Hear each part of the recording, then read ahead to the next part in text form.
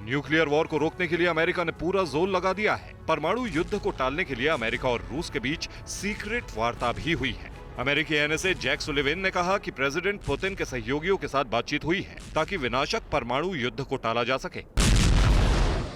अमेरिकी NSA Jake Sullivan ने कहा कि क्रेमलिन के साथ संपर्क बनाए रखना अमेरिका के हितों में है। यूक्रेन में युद्ध के बावजूद अमेरिका और रूस के बीच बातचीत के दरवाजे खुले रहेंगे, क्योंकि यूरोप में एटमी तबाही दस्तक देने लगी है।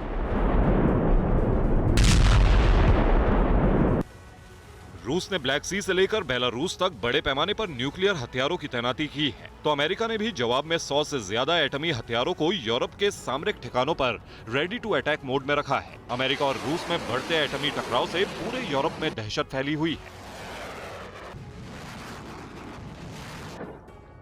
न्यूक्लियर स्ट्राइक की आशंकाओं के बीच खेरसॉन के बैटल ग्राउंड में 24 घंटे से भीषण युद्ध जारी है। इस बीच रूस ने दावा किया है कि खेरसॉन में यूक्रेन के 2 Mi-8 हेलीकॉप्टर ध्वस्त किए गए हैं।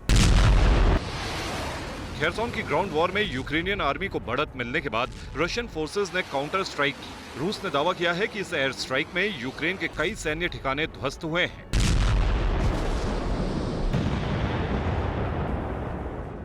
यूक्रेनियन एयरफोर्स ने अब रूस की मिसाइलों का काउंटर करने के लिए सॉलिड प्लान बनाया है। यूक्रेनियन आर्मी के प्रवक्ता यूरी इनहत ने कहा कि रूस के मिसाइल लॉन्चिंग ठिकानों को अब चुन चुनकर ध्वस्त करेंगे, तो रूस की मेड इन ईरान मिसाइलों को भी नष्ट करने के लिए सीक्रेट स्ट्राइक होंगी।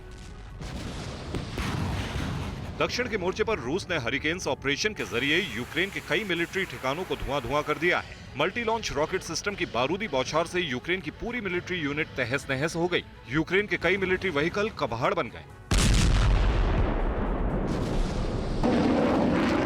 बैटल ग्राउंड से यूक्रेन की ड्रोन स्ट्राइक का लेटेस्ट वीडियो सामने आया है। यूक्रेन के ड्रोन हमले के बाद रूस की सैन्य पोस्ट पर भीषण तबाही देखी गई। यूक्रेन के इस हमले में कई रूसी सैनिक मारे गए, तो कई रूसी जवान जान बचाकर भागते दिखे।